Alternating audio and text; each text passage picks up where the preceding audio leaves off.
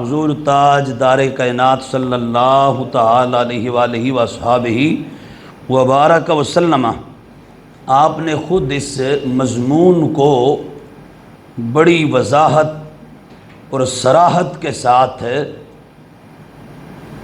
ایک بڑے اہم خطبے کا عنوان اور موضوع بنا کر بیان فرمایا تھا۔ آخری حج کیا ہمارے آقا و مولا صلی اللہ تعالی علیہ وآلہ وصحبہ وبارک وسلم نے۔ یہ حدیث کی کتاب ہے سنن ترمذی، السنن للترمذی، اس میں یہ حدیث پاک موجود ہے 3792 نمبر پر۔ حضرت سیدنا جابر بن عبداللہ رضی اللہ تعالیٰ عنہ روایت کرتے ہیں، کہتے ہیں رأیت رسول اللہ صلی اللہ تعالی علیہ وآلہ وصحبہ وبارک وسلم فی حجتہ یوم عرفۃ وہو علی ناقتہ القصویٰ یخطب۔ جابر بن عبداللہ کہتے ہیں میں نے اللہ کے پیارے رسول علیہ السلام کو دیکھا۔ کب دیکھا؟ کہا حجۃ الوداع کے موقع پر دیکھا، جب حضور نے آخری حج فرمایا۔ کہاں دیکھا؟ کہا یوم عرفۃ، عرفات میں جب حاجیوں کا قیام ہوتا ہے، عرفہ کے دن، یعنی جب خطبہ دیا جاتا ہے میدان عرفات میں، وہاں میں نے حضور کو دیکھا۔ اور محبوب علیہ السلام کا حال یہ تھا کہ وَهُوَ عَلَى نَاقَتِهِ الْقَصْوَىٰ، حضور اپنی اونٹنی قصوہ پر بیٹھے ہوئے تھے۔ یخطب، اونٹنی پر تشریف فرما ہو کر سرکار خطبہ ارشاد فرما رہے تھے، خطبہ ہو رہا تھا۔ اب یہ ساری چیزیں ذہن میں رکھ لیں، آخری حج تھا، میدان عرفات تھا، اور عرفات کے میدان میں جب حج کا خطبہ پڑھا جاتا ہے، حضور خطیب اعظم،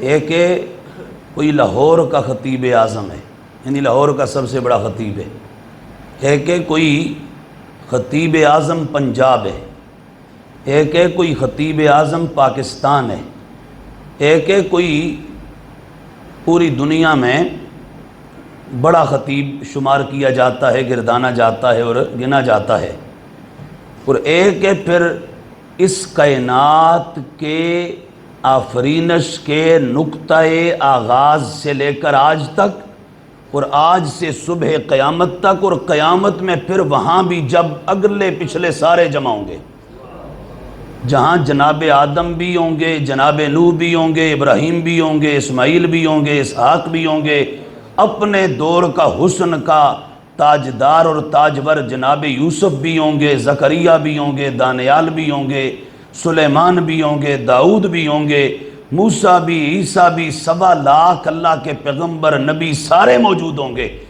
اس وقت وہ منظر سامنے رکھ کے، یعنی جب علی الاطلاق آغاز سے انجام تک سب کے اوپر اگر بڑا خطیب کسی کو سمجھا جاتا ہے، شمار کیا جاتا ہے، اور یہ شان اگر کسی کی ہے جو نبیوں میں بھی پھر خطیب اعظم ہے، اس کا نام محمد عربی صلی اللہ تعالیٰ علیہ وسلم۔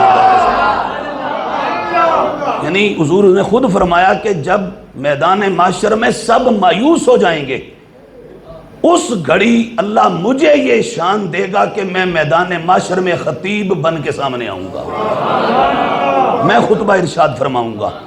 تو اس لیے یعنی جب ہم علی الاطلاق انڈیپینڈنٹلی، ہم مطلقاً جب کسی کو خطیب اعظم کہیں گے نا، تو پھر خطیب اعظم صرف آمنہ کا لال ہے، پھر صرف سرکار خطیب اعظم ہے، یعنی سب سے بڑے خطیب اعظم کا معنی یہ آدم سے بھی بڑے، موسیٰ سے بھی بڑے، ابراہیم سے بھی بڑے، اللہ کے سارے نبیوں، رسولوں، پیغمبروں سے بھی بڑے، جو ان سب کے مقابلے میں بھی بڑے خطیب ہیں، اس خطیب اور خطیب اعظم کو آمنہ کا لال کہا جاتا ہے۔ وہ ذات رسالت مآب علیہ السلام ہے۔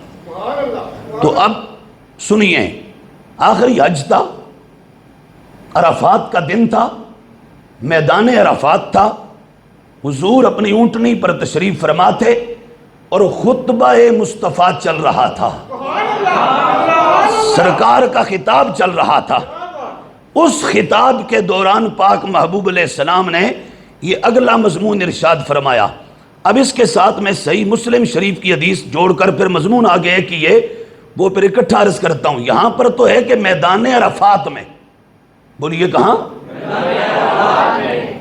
حجۃ الوداع، آخری حج کا موقع تھا، عرفات کا میدان تھا، حضور اپنی اونٹنی پر تشریف فرما تھے اور سرکار کا خطبہ ہو رہا تھا۔ یہ ہے ترمذی شریف کی حدیث کہ حضرت یزید بن حیان، حضرت حسین بن صبرہ اور عمر بن مسلم، یہ تین تابعی ہیں۔ یہ تین تابعی اس خوش نصیب کو کہتے ہیں جس نے سرکار کا مکھڑا دیکھنے والے کا مکھڑا ایمان کی حالت میں دیکھا ہو، اسے تابعی کہتے ہیں۔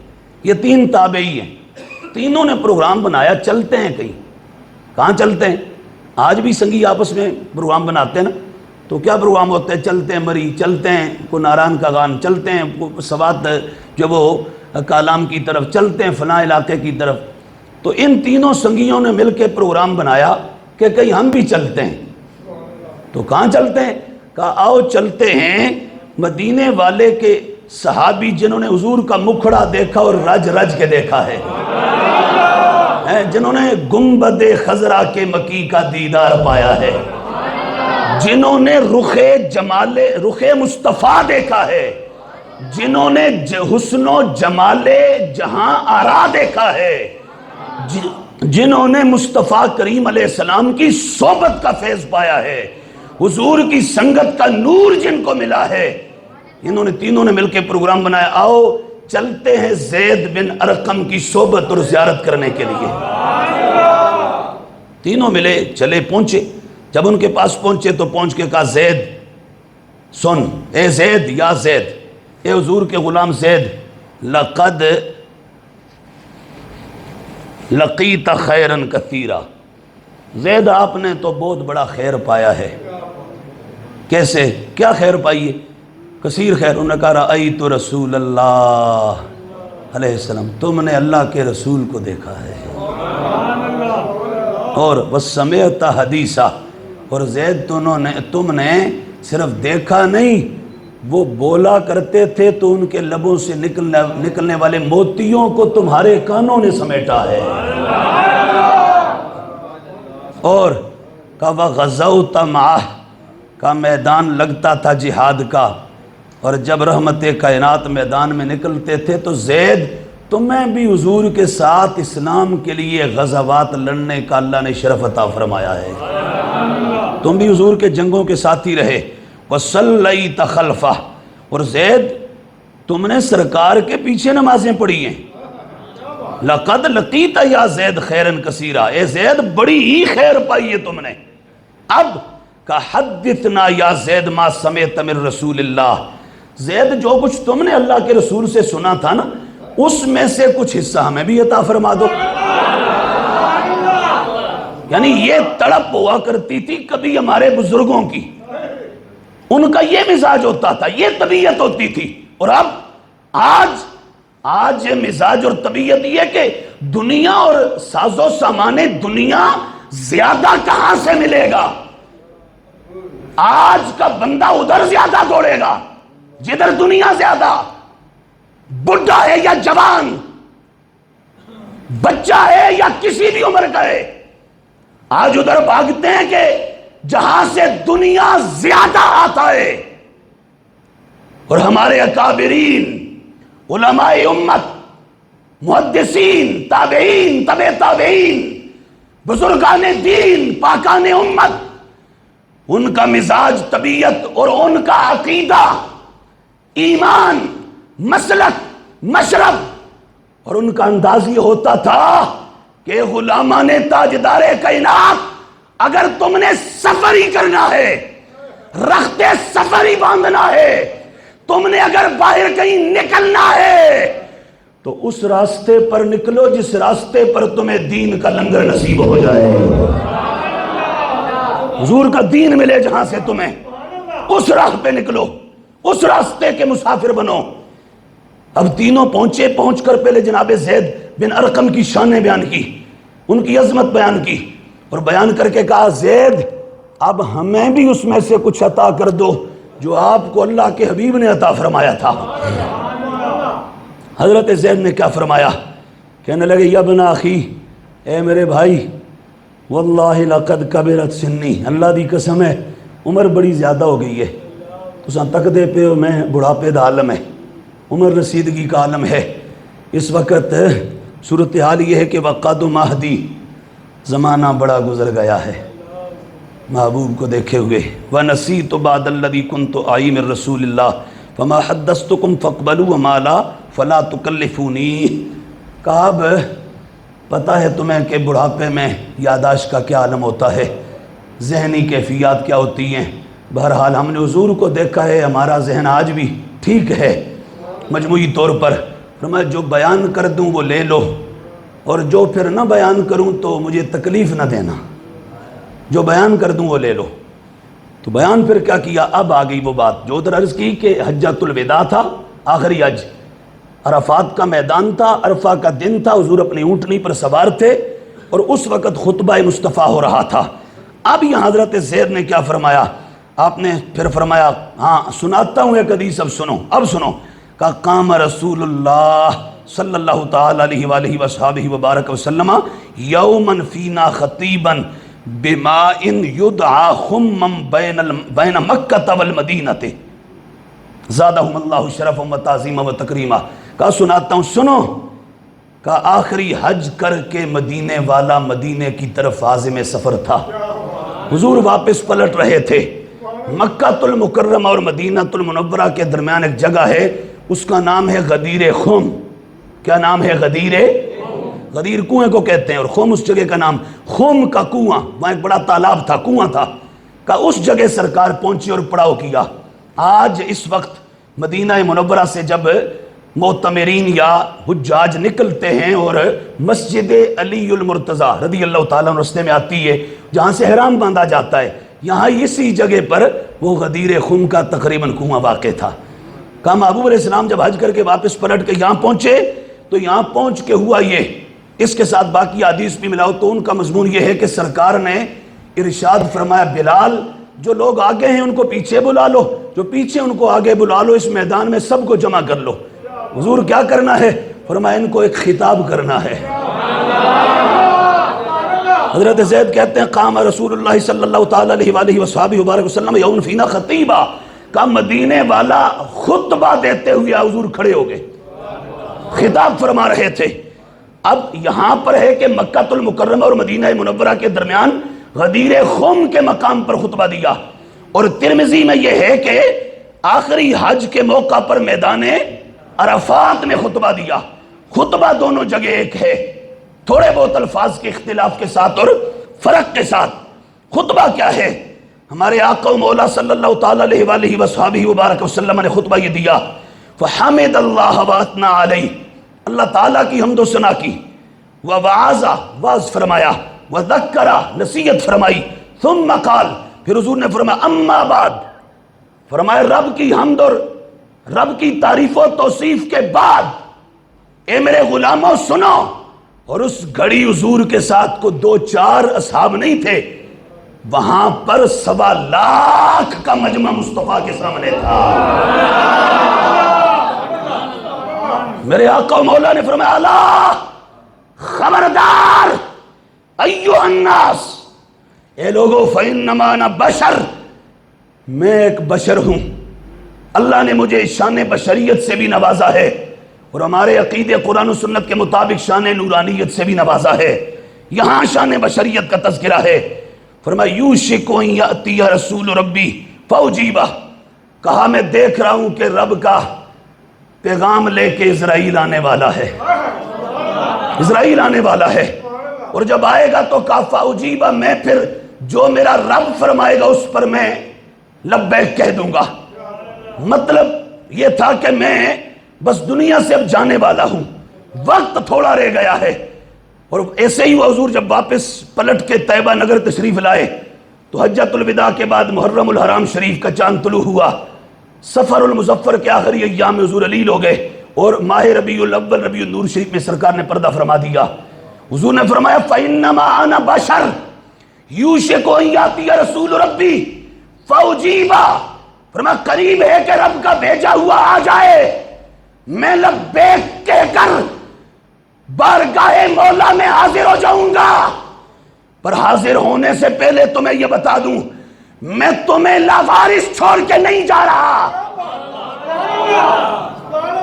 میں تمہیں بے آسرا چھوڑ کے نہیں جا رہا، میں تمہیں بے سرو سامانی کے عالم میں چھوڑ کے نہیں جا رہا، میں نے تمہیں دیا اور اتنا کچھ دیا کہ اب تم تو تم ہو، تمہاری نسلوں کے لیے بھی میرا لنگر کافی ہے۔ میں وہ دے کے جا رہا ہوں کہ اگر اس کا دامن تھام لیا، مضبوطی سے پکڑ لیا، تو میرے آقا نے فرمایا سنو، تم تو تم ہو، تمہاری نسلوں کا بھی کوئی کچھ نہیں بگاڑ سکتا۔ کیا دے کے جا رہا ہوں؟ فرمایا وَأَنَا تَارِكٌ فِيكُمْ ثَقَلَيْنِ، اور ادھر الفاظ یہ ہیں انی ترکت فیکم ما ان اخذتم به لن تضلوا، اور نیچے ایک اور روایت میں انی تارک فیکم ما ان تمسکتم به لن تضلوا بعدی۔ یہ تین حدیث، دو ادھر ہیں، یہ تیسری یہ ہے، یہ تین روایات ہیں اور مضمون تقریباً ایک ہے۔ فرمایا میں تم میں دو بڑی بھاری چیزیں چھوڑ کے جا رہا ہوں، بڑی بھاری چیزیں۔ کون کون سی ہیں وہ بڑی بھاری چیزیں؟ تو سرکار کریم علیہ السلام نے فرمایا دو چیزیں، ان میں سے پہلی فرمایا اولہما کتاب اللہ، ان میں پہلی چیز کا نام رب کا قرآن ہے، رب کا قرآن ہے، بولیے نا سارے، رب کا قرآن ہے۔ یہ میرے اور آپ کے دونوں جہانوں میں عزت کا سامان ہے، ہاں یہ آپ کو یہ بتا رہا ہوں، اور پورا مضمون اس پر ہے جو میں نے شروع میں کہہ دیا کہ ان کا دامن تھام لو، دنیا بھی عزت والی، قبر بھی عزت والی، اور حشر بھی، یہ وہ بتا رہا ہوں۔ حضور نے فرمایا پہلی چیز اللہ کی کتاب قرآن ہے۔ کیا ہے یہ قرآن؟ فرمایا فیہ الہدی والنور، اس میں ہدایت بھی ہے اور نور بھی ہے۔ فخذوا بکتاب اللہ، میرے غلاموں کتاب کو تھام لو، پکڑ لو، واستمسکوا بہ، اس سے تمسک کرو، مضبوطی سے تھام لو، اس سے دلیل پکڑو۔ آگے فحث علی کتاب اللہ ورغب فیہ، سرکار نے قرآن مجید کے حوالے سے اپنے غلاموں کو ابھارا اور اس بارے میں رغبت دلائی، اس بارے میں سرکار نے راغب کیا اور جذبات کو، احساسات کو اور خیالات اور تصورات کو جگایا اور جگا کے اس جانب متوجہ فرمایا اور ادھر توجہ دلائی، رغبت دلائی، اور دلا کر اب ساتھ ہی آگے فرمایا، کیا فرمایا؟ فرمایا دوسری چیز اس کے بعد کون سی ہے؟ پہلی تو یہ دو بھاری چیزیں چھوڑ کے جا رہا ہوں نا، پہلی کتاب اللہ اور دوسری فرمایا وَأَهْلُ بَيْتِي، دوسرا میرے گھر والے ہیں، دوسرا میرے اہل بیت ہیں، دوسرا میرے اہل بیت ہیں۔ اب دونوں جگہ جو موجود ہے وہ آپ کو عرض کرتے ہیں، دونوں جگہ دوسرا میرے اہل بیت ہیں، یہ فرما کر نا سرکار نے پھر اس کے بعد 3 بار فرمایا اذکرکم اللہ فی اہل بیتی، اذکرکم اللہ فی اہل بیتی، اذکرکم اللہ فی اہل بیتی، 3 مرتبہ اس جملہ کو دہرایا، تکرار فرمایا، مانا فرمایا میں تمہیں اپنے اہل بیت کے بارے میں رب کی یاد دلاتا ہوں، میں رب کی یاد دلاتا ہوں، خبردار ان کے حقوق کو پامال نہ کرنا، خبردار میرے اہل بیت کے معاملہ میں کوتاہی نہ برتنا، لاپرواہی کا شکار مت ہونا۔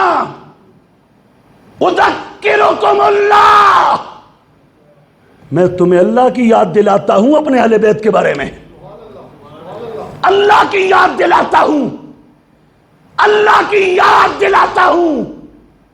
آج ذرا آپ نظر دوڑائیں دائیں بائیں دیکھیں، اس وقت باقی مضمون سارا عرض کر کے میں پھر ایک جملہ کہوں گا، لیکن اب لگے ہاتھوں یہاں بھی سن لو۔ اس وقت آپ دائیں بائیں دیکھو تو تمہیں اگر صحیح معنوں میں قرآن و حدیث کے مطابق اہل بیت کے حقوق کی رعایت، ان کی غلامی اور محبت اور پیار اور چاہت اور الفت اگر کہیں نظر آئے گی تو وہ صرف سنی گھرانہ ہوگا، بس وہ صرف سنی جہان ہوگا، بس اس کے علاوہ نہیں نظر آئے گی۔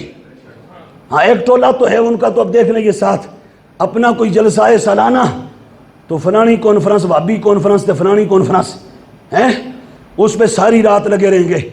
اب آج یہ وہ گھڑیاں ہیں یہ کہ یہ 9-10 اس کو شب عاشور کہتے ہیں، اس کو جو کل صبح طلوع ہونے والی ہے نا، اس صبح کو سرکار کے گھرانے کی ننھی کلیوں کو مسلا گیا تھا، انہوں نے ایک ایک کر کے جانے والی تھی صرف دین مصطفیٰ کی سربلندی کے لیے، حضور کے دین کے تحفظ کے لیے، حفاظت کے لیے، بقا کے لیے، استحکام کے لیے، سرکار کے دین کی سولیڈیرٹی کے لیے، سرکار کے دین کی عزت، حرمت، تقدس، وقار بچانے کے لیے حسین ابن علی نے اور حسین کے بچوں نے اور سارے گھرانے نے اپنی جانیں باری تھی، تب جا کے آج یہ دین ہم تک پہنچا ہے اور ہم یہاں بیٹھے مزے سے بیان کر رہے ہیں، سن رہے ہیں، سنا رہے ہیں۔ اور آج دیکھیں سناٹا ہے، خاموشی ہے۔ لوگ کہتے ہیں آپ ویسے تانے دیتے ہو، وہ تو مانتے ہیں حسین کو، وہ تو مانتے ہیں حسن کو، وہ تو مانتے ہیں علی کو۔ میں نے کہا ماننے والے ہوتے ہیں نا اپنے چھوٹے چھوٹے گگو مولویوں کے جلسے ساری رات کریں اور اشتہار لگا کے کریں اور بڑے ڈنڈورے پیٹ کے کریں، اور آج حسین ابن علی جو حضور کے سینے پر چڑھ کے کھیلا کرتا تھا، آج اس کے ذکر کی گھڑیاں آئی ہیں تو دیکھ لیں اس وقت اندھیرے چھائے ہوئے، خاموشی کے پیر ہیں، سناٹے۔ وہ دوسرے چلے جائیں رائے بنڈ والے، یہ آگے اسی روڈ پر آگے واقع، ان کو بھی جا کے دیکھ لیں، اس وقت آدھی نیند وہ کراس کر چکے ہوں گے۔ تو میں نے کہا سنو، ہم اتنے بحث نہیں ہیں، حسین ابن علی اپنی نیند قربان کرے، آرام قربان کرے، اپنا گھر بار قربان کرے، اپنا تن من دھن سارا کچھ قربان کر کے سرکار کے دین کی عزت کی بات کرے، تو ہم آج اور کچھ نہیں، حسین کی عظمت کو سیلوٹ بھی نہ کریں، سلام بھی نہ کریں، ہم آج حسین ابن علی کو واہ واہ اور زندہ باد کہہ کر اور حسین کے نام کا نعرہ لگا کر حسین کی عظمت کا ترانہ بھی نہ لاپیں، حسین کی عظمت اور شان حسین کو ہم صحیح معنوں میں خراج عقیدت بھی نہ پیش کریں۔ ایسے جینے سے تو مر جانا بہتر ہے، ایسی زندگی سے تو موت بہتر ہے، ایسی رکھی زندگی سے تو بندہ مر جائے تو بہتر ہے۔ کیوں؟ زندگی تو اس کو کہتے ہیں جس میں ہر گھڑی دل دھڑکے تو نبی کے نام پر، صحابہ کے نام پر، اہل بیت کے نام پر، ولیوں کے نام پر، مصطفیٰ کے دین کے نام پر۔ فرمایا اذکرکم اللہ فی اہل بیتی، میں اپنے اہل بیت کے معاملے میں تمہیں اللہ کی یاد دلاتا ہوں۔ 3 مرتبہ یہ جملہ دہرایا، 3 بار یہ جملہ دہرایا۔ کیوں دہرایا؟ کیا وجہ تھی؟ کیوں یہ کہا؟ یہ کتاب ہے، اب ذرا سنو۔ پہلی بات تو یہ سرکار نے فرمایا وانا تارکن فیکم ثقلین، میں تم میں بڑی بھاری 2 چیزیں چھوڑ کے جا رہا ہوں۔ ثقلین، فیقل سے، فیقل، ثا قاف لام، فیقل بوجھل چیز کو کہتے ہیں، بھاری چیز کو، ثقلین۔ حضرت امام نووی کہتے ہیں قال العلماء، علماء فرماتے ہیں سمی ثقلین، سرکار نے قرآن اور اہل بیت کو 2 بھاری چیزیں کیوں کہا، ثقلین کیوں کہا؟ فرماتے ہیں لِعِظَمِهِمَا، ان دونوں کی عظمت کی وجہ سے۔ کیا مطلب؟ کا قرآن بھی عظمت والا ہے، میرا گھرانہ بھی عظمت والا ہے، ان دونوں کی عظمت کی وجہ سے۔ ایک دوسرا وہ کبیر شأنہما، فرمایا ان دونوں کی شان کے بڑھائی کی وجہ سے۔ کہا لوگوں ان کی کوئی معمولی شان نہیں ہے، ان دونوں کی، قرآن ہو یا میرا گھرانہ اہل بیت ہو، دونوں کی اللہ نے بہت بڑی شان ان کو عطا فرمائی ہے۔ اور آگے اگلی بات یہ بھی ساتھ فرمایا، بعض نے یہ بھی کہا گیا لثقل العمل بہما، کہ ان پر عمل کرنا بڑا اوکھا ہوگا۔ کیا مطلب؟ فرمایا قرآن اور اہل بیت دونوں کا دامن تھامنا یہ بڑا اوکھا معاملہ ہوگا، ہر ایک کو یہ نصیب نہیں ہوگا، ہر ایک کو یہ نصیب نہیں ہوگا۔ کیسے؟ عملی طور پہ آپ کو دکھا دیتا ہوں۔ ایک ٹولہ وہ ہے جو کہتے ہیں ہم ہیں اہل بیت والے، آل محمد والے، آل اطہار والے، آج کل وہ ان کا پٹنا کٹنا پورے جوبن پر ہے، وہ کہتے ہیں ہم اہل بیت والے ہیں، لیکن سرکار نے تو دونوں کو جوڑ کے فرمانا قرآن اور اہل بیت دونوں۔ اہل بیت بھی اگرچہ ان کے نزدیک وہ معنی وہ نہیں رکھتے جو قرآن و سنت والے، وہ تو اہل بیت صرف مولا علی، سیدہ پاک، فاطمہ پاک، حسن پاک، حسین پاک، ان کو صرف اہل بیت کہتے ہیں، اور وہ کسی کو اہل بیت نہیں مانتے۔ لیکن چلو جیسا بھی ہے، کہتے ہیں جی ہم تو آل محمد والے، اہل بیت والے، ہمارا تو مذہب ہی اہل بیت والا ہے، تو اہل بیت کو تو لے لیا۔ سرکار نے فرمایا تھا قرآن، ایک ہاتھ میں قرآن کا دامن ہو، ایک ہاتھ میں اہل بیت کا دامن ہو، ہاں ایسے ہو۔ اب اہل بیت کو تو لے لیا، چلو جیسا بھی لیا، جتنا بھی لیا، جس انداز میں بھی لیا، ہم چلو ابھی ایک منٹ کے لیے مان لیتے ہیں، لیکن اہل بیت کو لے لیا تو دوسری طرف آؤ، قرآن کو بھی لیا ہے انہوں نے، ایران والوں نے، شیعہ نے نہیں۔ پوری کتاب اوپر میرے پاس موجود ہے، اس کا نام ہے فصل الخطاب فی تحریف کتاب رب الارباب۔ پوری کتاب شیعہ کے ایک بہت بڑے مجتہد نے صدیوں پہلے لکھی، اس نے کہا یہ جو قرآن ہے یہ پورے کا پورا بدلا ہوا ہے، اور میں شیعہ کی 50 کتابوں سے دکھا سکتا ہوں، وہ کہتے ہیں یہ قرآن وہ نہیں ہے جو سرکار پہ اترا تھا، وہ امام مہدی کے پاس غار میں ہے۔ تو یہ تو عام سے عام مسلمان سے بھی پوچھو نا، کہ جو اس قرآن کے زیر زبر کے بارے میں شک کرے، ایک حرف اور ایک جملے کے بارے میں شک کرے تو مسلمان ہوتا ہے؟ عام مسلمان سے بھی پوچھو تو وہ کہے گا ایسا کرنے والا، سوچنے والا تو پکا کافر ہے۔ ایسے یہی نہیں، جو قرآن پہ شک کرے وہ بندہ مسلمان ہو سکتا ہے؟ تو حضور نے تو فرمایا قرآن کتاب اللہ واہل بیتی یہ دونوں۔ اب آل بیت کا دامن جیسا بھی تھاما، جس طرح بھی تھاما، اگرچہ وہ بھی ناقص ہے، ان کا عقیدہ مکمل نہیں ہے، لیکن چلو ہم نے مان لیا، جتنا تھاما، جیسا تھاما۔ ہم کہتے ہیں دوسری سائیڈ، قرآن کے بارے میں تو بدبختو تمہارا یہ عقیدہ ہے کہ یہ سارا بدلا ہوا ہے، اور جو یہ کہے وہ بندہ تو پکا کافر ہوتا ہے۔ ایسا ہی ہے۔ تو اب اہل بیت کی محبت فائدہ کیوں؟ اس لیے کہ یہ عقیدہ تو مولا علی کے عقیدے کے بھی خلاف ہے، حسن حسین کے بھی، اہل بیت کے بھی۔ کیوں؟ اہل بیت نے بھی اسی قرآن کو پڑھا ہے جو تمہارے میرے سامنے موجود ہے اس وقت۔ تو جب انہوں نے قرآن چھوڑ دیا تو اب کسی صورت دونوں جہان کی عزت نصیب ہو سکتی؟ کوئی برکت مل سکتی؟ کوئی بخشش اور نجات مل سکتی؟ کیوں؟ دونوں کی بات ہے، قرآن اور اہل بیت دونوں۔ اور دوسری طرف آ جاؤ وہابی اور دیوبندی، اب وہ کہتے ہیں جی ہم تو قرآن کو مانتے ہیں، بڑا پڑھتے ہیں، بہت قرآن پڑھتے ہیں۔ میں نے کہا ٹھیک ہے پڑھتے ہیں، میں مانتا ہوں پڑھتے ہیں، وہابی بھی پڑھتے ہیں، دیوبندی بھی پڑھتے ہیں، لیکن میں کہتا ہوں یہ بتاؤ آج اس رات میں کیوں تم سب کی مسجدوں میں اندھیرے چھائے ہوئے ہیں، مرکزوں میں اندھیرے چھائے ہوئے ہیں؟ کیا علی تمہارے نہیں ہے؟ سیدہ فاطمہ پاک کی محبت تمہاری نہیں ہے؟ حسن و حسین کی غلامی تمہیں نصیب نہیں ہے؟ آج دیکھ لو دائیں بائیں۔ تو ایک نے اہل بیت کو لیا، قرآن چھوڑ دیا، ایک نے قرآن لیا اور اہل بیت چھوڑ دیے۔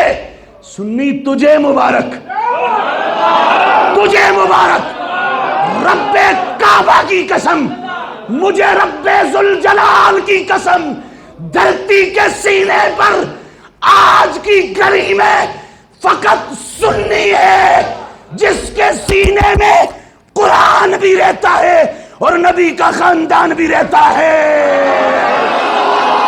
سرکار نے فرمایا دو چیزیں چھوڑ رہا ہوں، کتاب اللہ و عطرتی اہل بیتی، کتاب اللہ و عطرتی اہل بیتی. فرمایا قرآن اللہ کی کتاب اور میری عطرت اہل بیت، یہ دو چھوڑ رہا ہوں. حضور آگے میرے آقا و مولا نے فرمایا ما ان تمسکتم بہی، سنو، فرمایا جس نے ان دونوں کا دامن تھام لیا، دونوں کا. اس لیے میں سال کے 12 مہینے آپ سے کہتا رہتا ہوں، وہ خدا کا واسطہ ہے اپنے گھروں میں قرآن کی تلاوت کا ماحول بناؤ. خدا کا واسطہ ہے قرآن پڑھا کرو، قرآن پڑھا کرو. اور حضور کے اہل بیت، ان کی محبت بھی ہم سارا سال، لوگ سال میں شاید 1 مرتبہ بیان کرتے ہوں گے، ہم سارا سال تقریباً ہر جلسے میں حضور کے اہل بیت کی عزت کو بھی سلام کرتے ہیں، صحابہ کی عزت کو بھی سلام کرتے ہیں. تقریباً ہر جلسے میں ہمارا کوئی جلسہ پروگرام ان کے ذکر سے خالی نہیں ہوتا. تو میرے آقا و مولا نے فرمایا کہ ان دونوں کا دامن جو تھام لے گا، اب کیا ہوگا؟ اب بتا رہا ہوں، اس دنیا کی عزت ہے، یہ ملنے والی ہے. فرمایا جس نے ایک ہاتھ میں قرآن کا دامن رکھا، ایک ہاتھ میں میرے خاندان کا اہل بیت کا دامن رکھا، کیا ملے گا؟ فرمایا اوروں کی گارنٹی تو نہیں ہے، جن کی یہ حالت ہوگی نا، ایک ہاتھ میں قرآن، ایک ہاتھ میں حضور کا خاندان، ادھر دامن قرآن، ادھر دامن خاندان مصطفیٰ. حضور نے فرمایا ایسا جو بندہ ہے، اس کی گارنٹی میں زبان نبوت سے دیتا ہوں. کیا؟ میرے آقا نے فرمایا 1000 کوئی اس پر فتوے لگائے،